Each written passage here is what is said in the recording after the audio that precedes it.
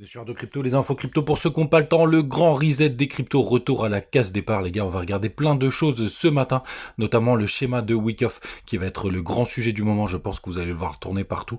On va évidemment en parler, j'ai plein de choses à vous montrer, il y a plein de choses à dire évidemment. C'est parti, du côté du BTC, donc on a perdu 6%, on est à 18 582 $ au moment où j'enregistre l'émission.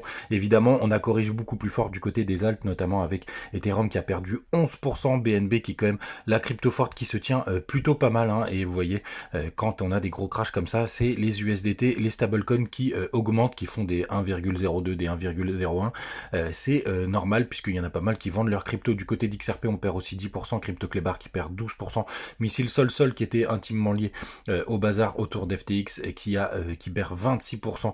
Bref, c'est vraiment très très moche ce matin. On a quand même TRX qui nous pousse un joli 4%, je sais pas pourquoi d'ailleurs, et le bas du tableau c'est évidemment très très moche avec encore Link et Crow qui perdent 13%. Les gars, du côté du daily du BTC, je vous refais pas ce que je vous ai dit dans la vidéo Blackout hier, mais en tout cas un léger résumé, c'est que on a été chercher beaucoup de stops qui étaient sous les 17 600 $, puisqu'on a touché, on est passé sur la zone basse juste en dessous des 16 000 et des bananes, hein, ça dépend des échangeurs. Vous verrez notamment du côté des futurs, on est passé sous la barre des 17 000. Là, on est à 17 166, donc on a nettoyé d'à peu près 100 $. Donc c'est assez important. Je passe en weekly juste pour vous montrer quand même quelque chose d'important. C'est qu'évidemment, le W weekly est complètement annulé pour le moment, puisqu'on a fait un plus bas. Mais je vais vous montrer ce qui peut se passer. Vous allez en entendre parler aujourd'hui. On va regarder quand même du côté du côté du perp de Binance pour voir où est-ce qu'on en est. Vous voyez, on commence à se rester de ce mouvement, mais ça achète pas du tout sur le spot. Ça s'est calmé du côté des funding, on est repassé payant du côté des longues, mais on a tellement bien nettoyé que pour le coup les gars, bien évidemment ça fait quand même un sacré nettoyage. Là, ce qu'il faudrait, vous le savez, c'est qu'il y a une majorité de personnes qui commencent à short le mouvement, que ça commence à augmenter les shorts et que ce soit les positions qui nous permettent d'alimenter une hausse. Du côté des options, bah du coup là, on est à peu près on est complètement dans les choux, hein. On va voir quand même, on va quand même se rappeler que vendredi, c'est quand même un grand jour d'expiration, le 11 novembre, et qu'on est quand même toujours, on est à 20 000 $, donc on en est assez loin, hein. Si on arrivait à faire un petit pump jusqu'aux 20 000 $, bah les gars, il n'y a qu'une seule solution pour y arriver, on va pas se mentir, c'est tout simplement les chiffres de l'inflation. S'il n'y a que ça qui pourra nous faire quelque chose d'assez sympathique. Si les chiffres sont bons, on est à 8% sur les prévisions du côté de Trufflation. Ça nous donne des chiffres qui étaient assez encourageants. Il faudra voir comment ça se termine, puisque de toute façon c'était sur les chiffres d'octobre, mais vous voyez ça ne cesse de baisser, hein. On le voit baisser. Je vais essayer de faire une moyenne d'ici demain, puisque les chiffres seront publiés demain. Il faut que vous restiez branchés là-dessus. On va regarder pas mal de choses, notamment du côté du 3 jours, puisque vous allez voir, c'est ce que je voulais vous montrer, c'est notamment du côté donc du schéma d'accumulation de Wyckoff, qui est un schéma très utilisé, qui permet la distribution ou l'accumulation de crypto, qui est très utilisé par les institutions, qui nous donne la tendance de savoir à peu près où est-ce qu'on en est. C'est un schéma qui est vraiment très intéressant, je vous montre tout de suite. D'abord, je vais passer en 3 jours, vous voyez, il y a un premier dump, ensuite on repump, et après on a un dernier point bas qui s'appelle le spring. Je l'ai partagé, pardon, hier ce matin sur le Telegram, je vous montre. Voilà, c'est le schéma d'accumulation, et vous voyez, on est quand même assez proche avec ce petit spring en bas qui vient chercher tous les stops, et après on peut avoir une continuation haussière.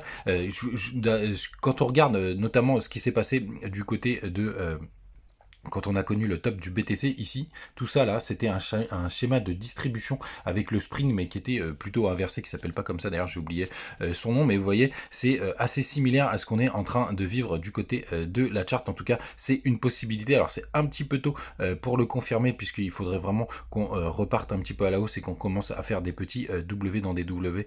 Ici, je l'ai mis en 3 jours, hein, parce que c'est plus lisible sur la chart, qu'on commence à faire des petits W qui commencent à remonter comme ça, pour pouvoir considérer qu'on est vraiment dans ce schéma, mais ça commence à tendre vers ça. Ce que je voulais vous montrer, parce qu'il y a Rémi qui nous partageait les liquidations ce matin, on a un gros pic au-dessus des 20 000 $, donc c'est vers les 20 100. Donc les pics de liquidation, c'est en gros, c'est une grosse zone où il y a des liquidités, que le marché aime bien aller chercher, puisque ça déclenche vos positions, et les exchanges se font beaucoup d'argent. Les exchanges, c'est Binance, c'est FTX, enfin en tout cas ce qu'il en reste. Et vous voyez, on a un gros pic au-dessus des 20 000 $, donc est-ce qu'on pourra aller chercher d'ici vendredi? Notamment parce qu'on a le max paying price des options, c'est une possibilité, tout en sachant, les gars, regardez, en dessous, juste en dessous des 14 000 dollars, on a aussi un très gros pic de liquidation. Donc pour l'instant, il y a quand même beaucoup plus de choses au sud, donc c'est pour ça qu'on reste dans un schéma très dégradé, donc faites vraiment attention à vous. Alors est-ce que après on aura assez de liquidité pour pouvoir racheter tout ça? C'est la grande inconnue du jour. Sur Twitter, je vous partageais beaucoup d'infos. On a notamment Alan Trading qui partageait un thread sur la vie de CZ, qui est l'homme du moment. C'est ce même, moi, qui me fait marrer, puisque CZ déclarait qu'il fallait absolument que tous les exchanges prouvent où sont leurs fonds. Je vous invite à aller jeter un œil, hein. Vous pouvez faire traduire le tweet, hein, pour savoir ce qui se passe. Et évidemment, on a eu une grosse news, en fait, je pense qu'il y a accéléré, qui m'a un peu échappé hier, mais c'est qu'apparemment, il y avait des problèmes de retrait et sur Coinbase et sur Kraken, hein, qui sont pas des petits exchanges, et c'est le journal du coin qui nous partageait ça. Voilà, les gars, on reste sur une zone très dégradée, hein. Le rachat de CZ, pour l'instant, c'est en discussion. Il n'y a rien de officiel. Il y a juste les deux qui ont dit qu'ils s'étaient rapprochés. Je pense que c'est essentiel pour le marché crypto. Et puis on a notre ami CZ, évidemment, qui veut grossir. C'est un vrai requin. C'est peut-être le nouveau Elon Musk qui va faire bouger les choses. Mais en tout cas, les gars, faites attention à vos portefeuilles, hein. On reste quand même sur une zone dégradée. On attend les chiffres de l'inflation qui tomberont demain, et ça nous donnera peut-être un peu plus de choses. Faites attention à vous. Passez une très très bonne journée, et on se retrouve très vite au maximum demain matin. Salut.